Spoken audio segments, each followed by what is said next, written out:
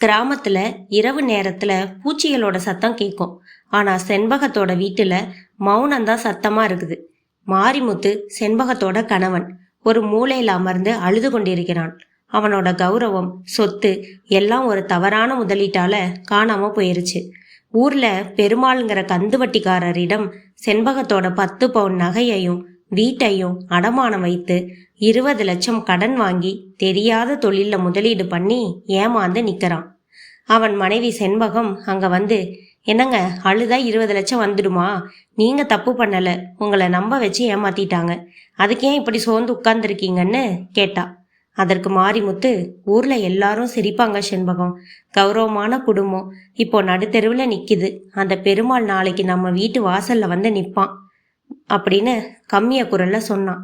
அதற்கு செண்பகம், நிற்கட்டும், பூமி உருண்டைன்னு சொல்றாங்கல்ல, நாம இப்போ கீழே விழுந்திருக்கோம்னா மறுபடியும் மேல போயே ஆகணும். உங்ககிட்ட நிலம் இருக்கு, என்கிட்ட நம்பிக்கை இருக்கு, நாளைக்கு வர்ற பெருமாள் கிட்ட நானே பேசுறேன். மறுநாள் காலையில பெருமாள் வந்துட்டான். வந்து, என்னப்பா மாரிமுத்து, ஊர் முழுக்க பெரிய மனுஷன்னு சுத்திக்கிட்டு இருந்த, இப்போ 20 லட்சத்துக்கு வட்டியை கூட கட்ட முடியாம இருக்க. அதனால மாரிமுத்து, முதல் கட்டமா நீ அடமான வைத்த நகைய நான் ஏல விட போறேன்னு சொன்னான். அந்த சமயம் மல்லிகா உள்ள இருந்து வருகிறாள். அண்ணே, நகையை ஏல விடுங்க, தப்பில்லை, ஆனா 1 வருடம் மட்டும் அவகாசம் கொடுங்க. இதே நகையை மீட்கலனா அப்புறம் நீங்க நகையை என்ன பண்ணாலும் நான் கேட்க மாட்டேன்னு பணிவான குரல்ல சொன்னான். பெருமாள், என்னம்மா, அதுக்காக 1 வருடம் அவகாசம்னா எப்படின்னு கேட்டான். அதற்கு செண்பகம், இப்போது உள்ள அசல் மற்றும் வட்டி தொகைக்கும் சேர்த்து இந்த 1 வருடத்திற்கு வட்டி தந்து விடுகிறோம்னா அப்படின்னு சொன்னான். வட்டிக்கு வட்டி கிடைக்கும் சந்தோஷத்துல பெருமாளும் அவகாசத்திற்கு ஒப்புக்கொண்டான். மறுநாள் காலை செண்பகம் தன் திட்டத்தை தொடங்குறான். அதற்கு துணையாக அவளது மாமியார் பொன்னம்மா மற்றும் கணவர் மாரிமுத்துவும் இருந்தாங்க. அடுத்த நாள் பொன்னம்மா செண்பகத்தை பார்த்து, ஏமா செண்பகம், நம்ம வீட்டு பின்னாடி இருக்கிற அந்த 1/2 ஏக்கர் நிலத்துல அகத்திக்கீரை போடலாம்னு பார்த்தா நீ என்னமோ மொட்டு மொட்டா நட்டுக்கிட்டு இருக்க, என்ன அது அப்படின்னு கேட்டாங்க.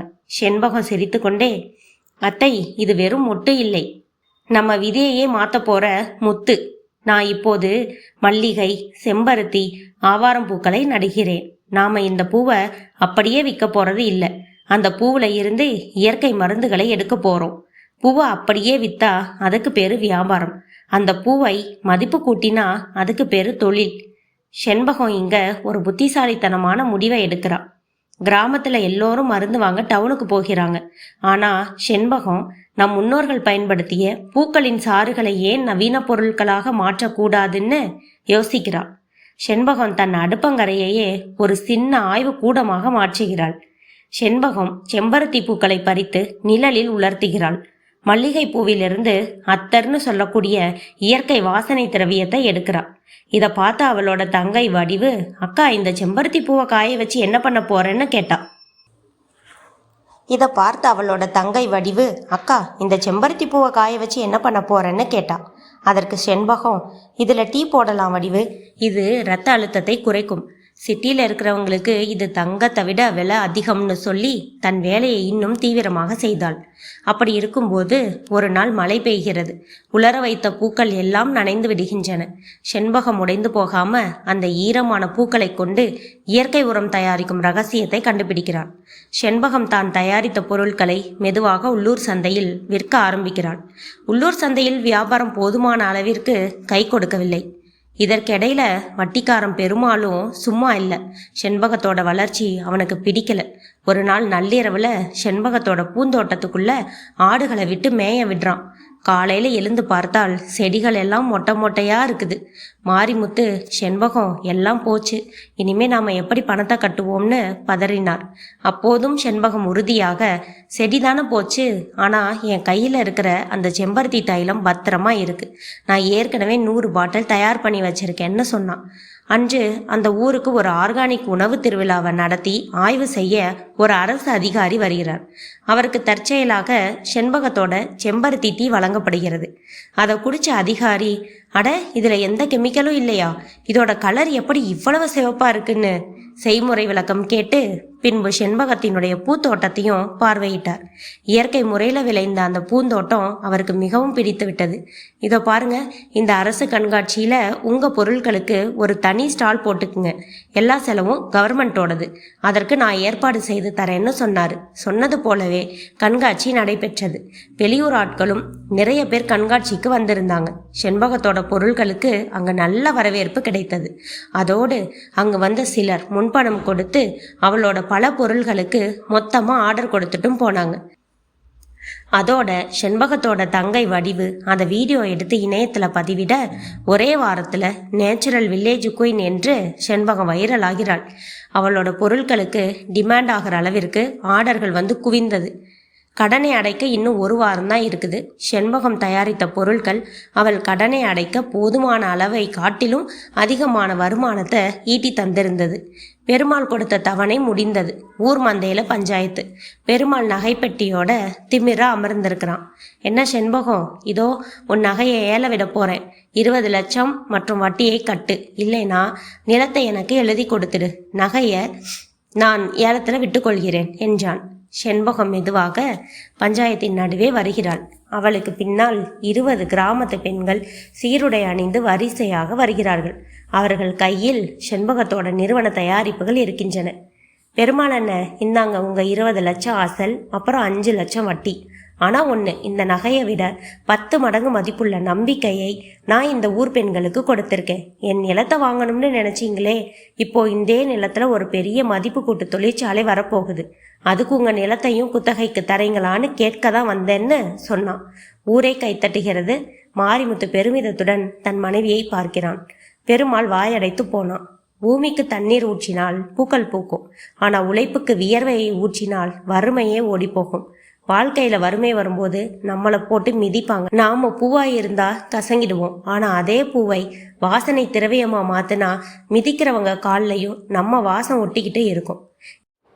அடுத்த கதை 50 கோடியா 50 பைசாவா? 50 கோடி ரூபாய் டீலா இல்லை 50 பைசா மோதிரமா? ஒரு கோடீஸ்வரனை நள்ளிரவில் புதருக்குள் தேட வைத்த அந்த மர்மம் என்ன? வாங்க கதைக்குள்ளே போகலாம். சிதம்பரம் ஊர்லேயே பெரிய டெக்ஸ்டைல் அதிபர்.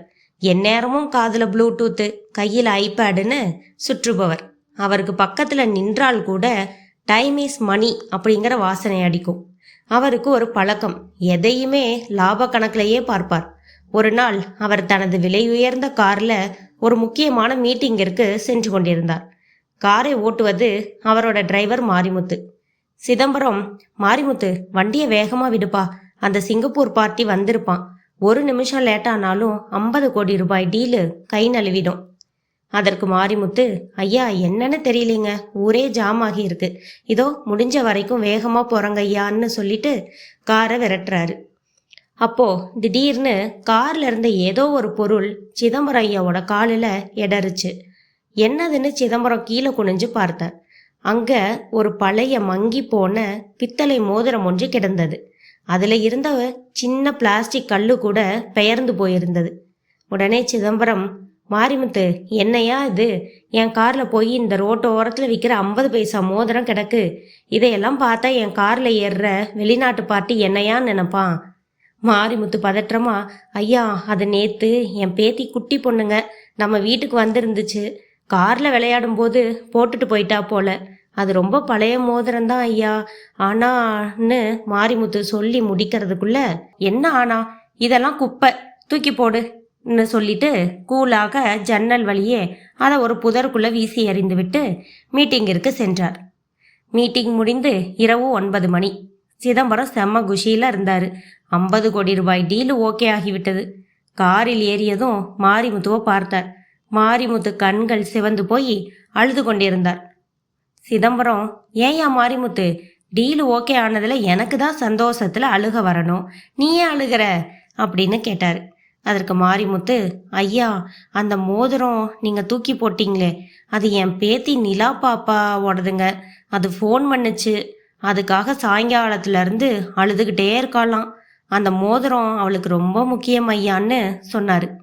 சிதம்பரம் சிரித்து கொண்டே, யோ மாரிமுத்து, ஒரு 50 பைசா மோதிரத்துக்கா இவ்வளவு பெரிய பில்டப் கொடுக்குற, வா இப்போவே அந்த பெரிய நகை கடைக்கு போகலாம், அவளுக்கு 2 சவரன்ல தங்க மோதிரமே வாங்கி தரேன், உன் பேத்தி அப்படியே ஷாக் ஆகிடுவா பாருன்னு சொல்லிட்டு மாரிமுத்துவை கூட்டிக்கிட்டு சிதம்பரம் ஐயா மிகப்பெரிய நகைக்கடைக்கு சென்று மிக அழகிய வைரக்கல் பதித்த தங்க மோதிரத்தை வாங்கினாரு. நேராக மாரிமுத்துவின் வீட்டிற்கு சென்றார்கள். வீட்டில் மாரிமுத்துவோட பேத்தி 5 வயது குட்டி பாப்பா நிலா தேம்பி தேம்பி அழுது கொண்டிருந்தாள். சிதம்பரம் ஐயா, நிலா பாப்பா, இங்க பாருங்கண்ணு, நீ தொலைச்ச அந்த பழைய மோதிரத்தை விட இது எவ்வளவு பெருசு, எவ்வளவு ஜொலிக்குதுன்னு பாரு, இது தங்கம்டா கண்ணுன்னு அப்படியே பதவிசா பேசினாரு. நிலா அழுகைய ஒரு நிமிடம் நிறுத்திட்டு அந்த வைர மோதிரத்தை ஒரு சைடு பார்வை பார்த்தா. பார்த்துட்டு, இது என்னது தாத்தா, பார்க்கறதுக்கு கண்ணாடி துண்டு மாதிரி இருக்கு, இதுல என் சூப்பர்மேன் ஸ்டிக்கர் எங்க, இதுல ரெட் கலர் லைட் எரியுமா, எரியாதுல்ல, எனக்கு இது வேண்டான்னு சொல்லிட்டு மீண்டும் தன் அழுகை ராகத்தை தொடங்குகிறாள். மாரிமுத்து, பாப்பு, இது தங்கம்டா, இதை வித்தா ஊரையே விலைக்கு வாங்கலாம்னு சொல்லி பார்த்தாரு. நிலா தரையில படுத்துக்கொண்டு கால்களை உதைக்க தொடங்குகிறாள். எனக்கு ஊர் வேண்டாம், எனக்கு அந்த மோதிரம் தான் வேணும், அது இருந்தாதான் எனக்கு பவர் வரும்னு சொன்னேன்ல, இப்போ பாருங்க என் கையில பவரே இல்லை, எனக்கு அந்த மோதிரம் தான் வேணும், அது இல்லைன்னா என்கிட்ட பவர் இருக்காது, பவர் இல்லாம என்னால பறக்க முடியாதுன்னு சொல்லி இன்னும் சத்தமா அழ தொடங்கிட்டா. சிதம்பரத்துக்கு தூக்கி வாரி போட்டது. ஒரு தங்க மோதிரத்தை விட அந்த சிறுமிக்கு தன் கற்பனை உலகத்தின் சூப்பர்மேன் மோதிரம் தான் பெரிதாக தெரிந்தது. வேற வழி இல்லாம குழந்தைய கொஞ்சம் சமாதானம் செய்துவிட்டு 50 கோடி டீல் முடித்த அந்த பெரிய மனுஷன் நள்ளிரவுல கையில டார்ச் லைட்டோட மாரிமுத்துவையும் கூட்டிக்கிட்டு அந்த புதருக்கு மோதிரத்தை தேடி சென்றார். தேடுதல் வேட்டை ஆரம்பமாகுது. டேய் மாரிமுத்து, அதோ அங்க பாரு. அது இல்லைங்க ஐயா, அது வெறும் தவளை. இதோ இங்க பாரு, ஏதோ ஒரு கல் மின்னுது. இல்லைங்க ஐயா, அது காலி சோடா பாட்டிலு மூடி. கடைசியில் சுமார் 2 மணி நேர தேடலுக்கு பிறகு ஒரு சிறிய சிலந்தி வலைக்கு நடுவில் அந்த பித்தளை மோதிரம் மாட்டிக்கொண்டு ஊசலாடிச்சு. அதை பார்த்த சிதம்பரம் ஐயா, கண்டுபிடிச்சிட்டேன் மாரிமுத்து, அமெரிக்காவில் ஒரு புதிய கம்பெனியை விலைக்கு வாங்கும்போது கூட எனக்கு இவ்வளோ சந்தோஷம் வந்ததில்லைடான்னு சந்தோஷமாக சொன்னார். சிதம்பரத்தின் பட்டுச்சட்டை அழுக்காகி அவர் முகத்துல ஒட்டடை படிந்த நிலையில அந்த பித்தளை மோதிரத்தை எடுத்துக்கொண்டு மீண்டும் நிலாவிடம் சென்றார்கள். அந்த மோதிரத்தை பார்த்ததும் நிலா அழுகையை நிறுத்திட்டு சிதம்பரத்தை பார்த்து சொன்னான், தாத்தா, நீங்க தான் உண்மையான சூப்பர்மேன், இந்தாங்க உங்களுக்கு ஒரு சாக்லேட்டுன்னு சொல்லி தன் சட்டை பையில் இருந்த ஒரு பாதி தின்ற சாக்லேட்டை அவருக்கு கொடுத்தாள். 50 கோடி டீல் முடித்த போது கிடைக்காத ஒரு திருப்தி அந்த பாதி தின்ற சாக்லேட்டிலும் அந்த சிறுமியின் சிரிப்பிலும் சிதம்பரத்திற்கு கிடைத்தது. நாம் எதை குப்பைன்னு நினைக்கிறோமோ அது சிலருக்கு உலகமாக இருக்கும். வாழ்க்கையை எப்போதும் ரூபாய் கணக்கிலேயே பார்த்தால் அதில் இருக்கும் சின்ன சின்ன சந்தோஷங்களை நாம் இழந்து விடுவோம். சமூகம் எப்போதும் ஒரு பொருளின் விலையை வைத்துதான் அதை மதிப்பிடுது. ஆனா ஒரு பொருளின் உண்மையான மதிப்பு அதோடு பிணைந்துள்ள நினைவுகளிலும் உணர்வுகளிலும் இருக்கிறது. இந்த கதையில 2 மதிப்புகள் இருக்கு. ஒன்று, உணர்வுகள் விலை மதிப்பற்றவை. உலகில் உள்ள அத்தனை கோடிகளையும் கொடுத்தாலும் ஒரு குழந்தையின் ஏக்கத்தையோ அல்லது ஒரு மனிதனின் உடைந்த நினைவுகளையோ சரி செய்துவிட முடியாது. ஆகையால் உணர்வுகள் விலை மதிப்பற்றவை. 2வது, அன்பே அதிகாரம். அதிகாரமும் பணமும் ஒருவரை பணிய வைக்கலாம். ஆனால் ஒரு எளிய மனிதனின் உணர்வுக்கு நாம் கொடுக்கும் மரியாதைதான் நம்மை ஒரு ஆக சிறந்த மனிதனாக உயர்த்தும்.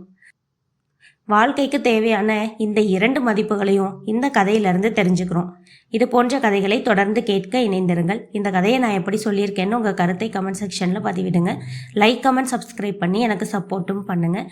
வேற ஒரு நல்ல கதையோடு மீண்டும் சந்திப்போம். நன்றி, வணக்கம்.